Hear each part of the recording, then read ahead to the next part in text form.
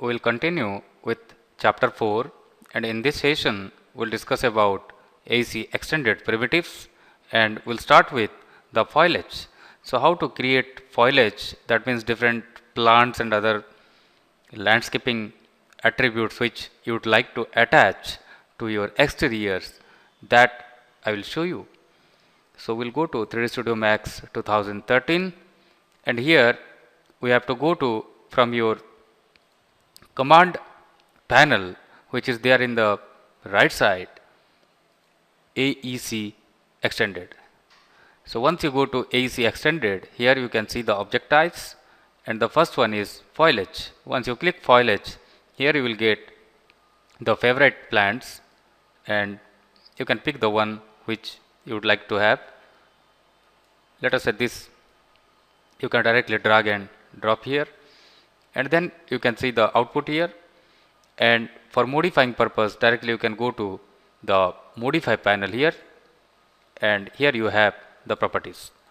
So I'll zoom it a little bit, and I will show you what all properties you can have.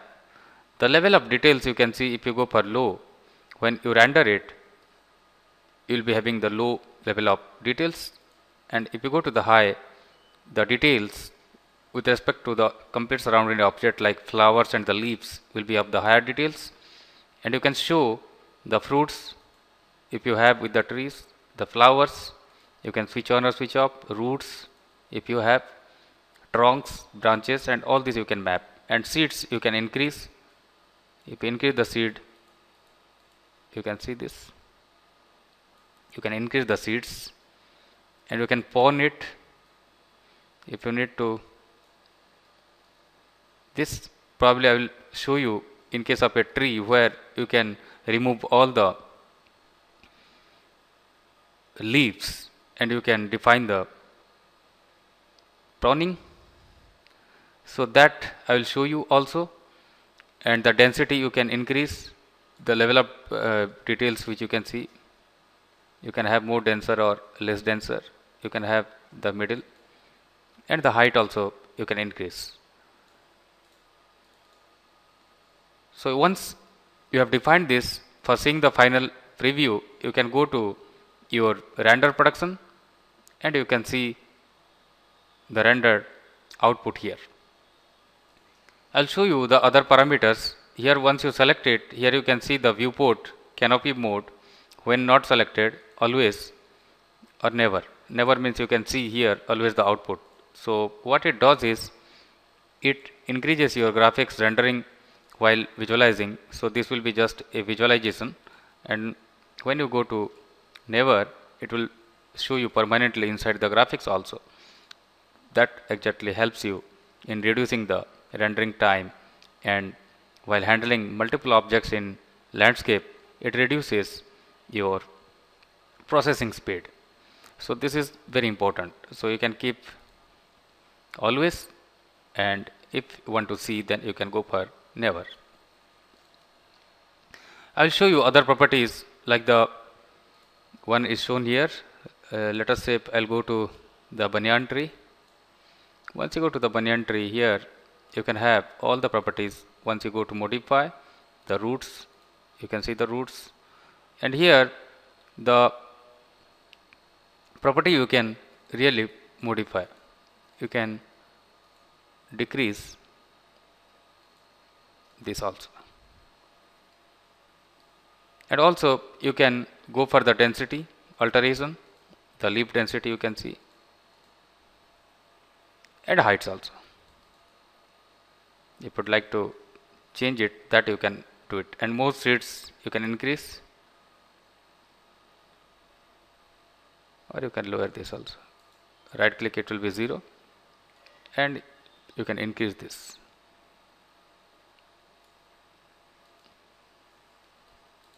And finally you can render this to see the output. Go to the render production, and you can see your final output, how it will look after doing the rendering.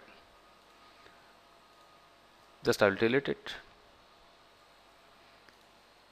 I'll go to other foliage items, like you can have the generic palm tree. Here also you can control the corresponding properties. Go to modify. Here you have the trunk, leaves, fruits if you have, flowers is not applicable, roots, branches. These branches you can switch on and switch off also. And based on this you can have your higher detailing. You can see this, and this is with the lower intensity where you have the full leaves. When you have 0 pruning, then you can have the maximum number of leaves, and if you want to increase this, here you will get very less number in summer seasons.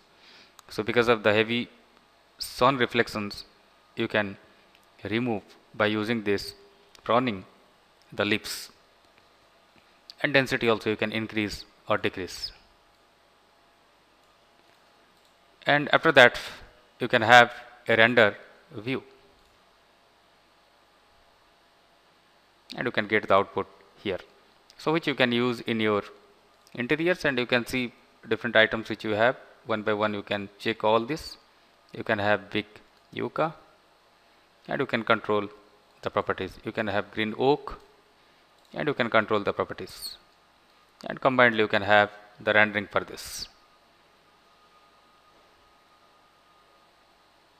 and you can get your final output. The every details of this object are being rendered. Next we'll look into the railing and we'll understand its corresponding properties. So in case of railing, you have couple of parameters then you can use. The first parameter is the existing profile with respect to which you need to position the railing, you need to understand, or from the scratch you can create your railing. That means to your staircase you can map this railing, or you can create from scratch. Both the scenario I will show you, because till now we have not learned how to create staircase, but still for understanding purpose for this railing exercise I will introduce stair, and also I will explain the railing component. But typically I will demonstrate and explain you about the staircase in coming sessions in brief. So let us start with the railing and understand its different component while defining. So I'll go to 3D Studio Max and understand this. I'll go to Z and fit to the screen, and once you go to railing, here you have couple of parameters: the top railing, lower rails, post and fencing. And here also you have one option like pick railing path. So if you have a particular path which I was talking about, the staircase, that path can directly be picked and you can position the railing. So this I will discuss later. So let us start with this particular component, and I will go to the top view and I can define my start point, then I can define my length, then I will move my left mouse button without clicking for defining my height. Here you can see the height is moving once you define your cursor. Then I will go for right click. Next I will go to fit and go to Z. Here we will understand different parameters associated with this. So I will go to G and I will remove the grids. I will select this and I will go to modify. So here you can see the length, overall length. Let us say I will be defining 500. So this is the overall length of the railing, and the profile is square, the top rail, this is the top rail, and you can have round also, which you can configure and you can define this. This is the top rail,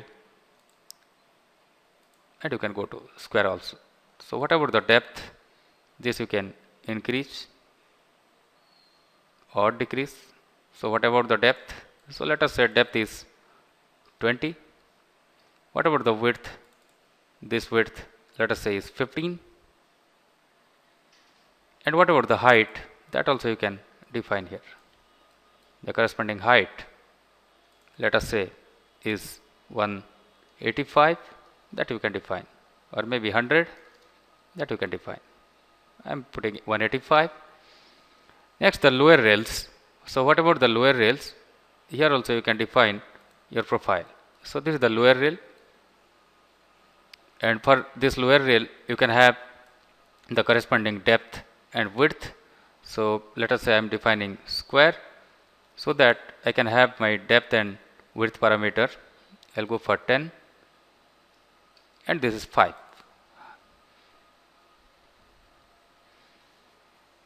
And here you can see the lower rail spacing, this you can map, so you can increase the counts. So how many numbers you need, that you can define here, or you have couple of parameters like you can have the equally dividing facility here, or you can specify spacing. So what should be the spacing, that also you can specify, and based on that you can have the control, or directly you can go to the count. If you go to the default method, and you can increase the counts, and you can decrease the counts also.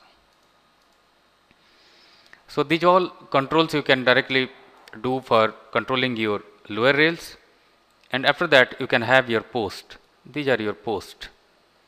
This post how to define and how to configure. Here you can see, for this also you have the round, or you have the square profile, and here you can have your depth control.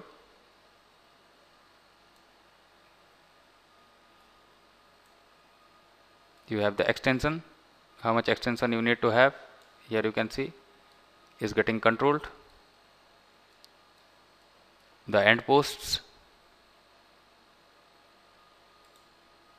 this 0 extension I am giving, or you can have positive extension also, which you can use to move outside the boundary, this side also. And then we will go for the final profile, which is this particular fencing. So whatever the fencing, you can have the round fencing, these are the fencers, and you can have the depth control for this. And once you have the depth control here, you can have the width also, or you can keep this square. So let me put 8 by 8, so this will be absolute round, or you can have elliptical also, and you can extend this also. You can extend this if required, you can extend this also. So let me summarize this once again. So once we will top rail, this is the top rail. Next will be your lower rails, these are your lower rails. Next will be your post, the end post, and next will be the fencing in between the fencing numbers. So here you can control the in between fencing numbers also. So how many in between numbers you need, based on your requirement you can have here also, and you can control the in between fencing numbers. And after that you will be done with your railing. So this is basically from the scratch how you can define your rails. Next topic will be to refer the existing profile. So I will go to the shape and I will define one elliptical path. And here I will be defining the length as 500, and this will be 300. So once you define this, this will be your primary profile for positioning. So I will go to the AC extended railing, and I will be defining by going to the top view a railing profile. Once I will define railing profile, I can define the height also, and I will configure the corresponding conditions. So here after selecting and going to modify, I will define the lower rails, maybe this many. Then I will be going for this round, and I will be controlling the numbers.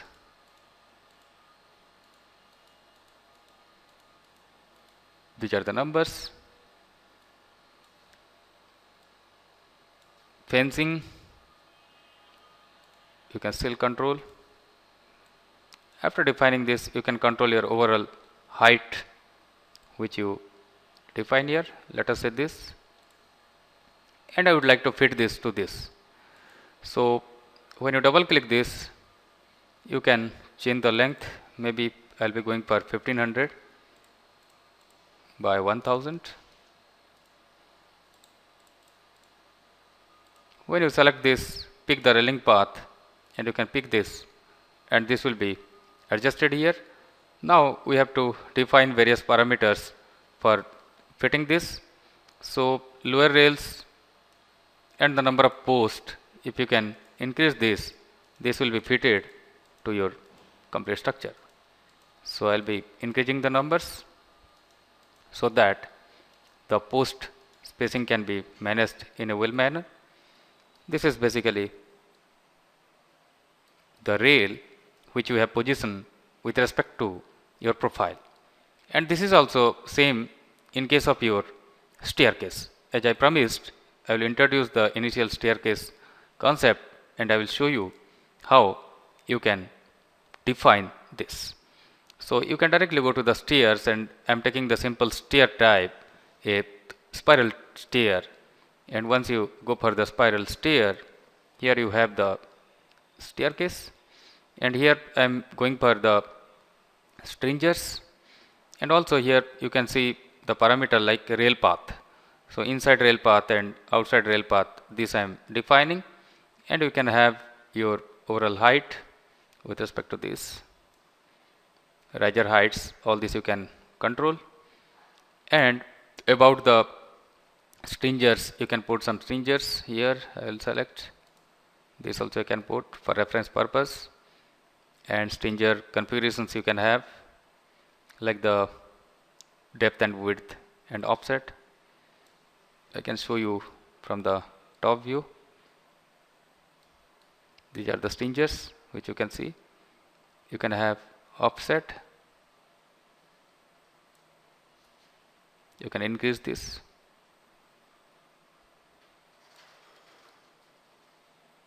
You can have this width, stringer width specifically aligned here, and we'll look into the other parameters. Now here we would like to have our railing. So this overall height you can control. Once you select this, here you will be having the parameters which independently you can control. So after selecting, you can go to your railing, and here you can see the height. So from the front view you can easily see this. This you can decrease this height, and now you can define your railing.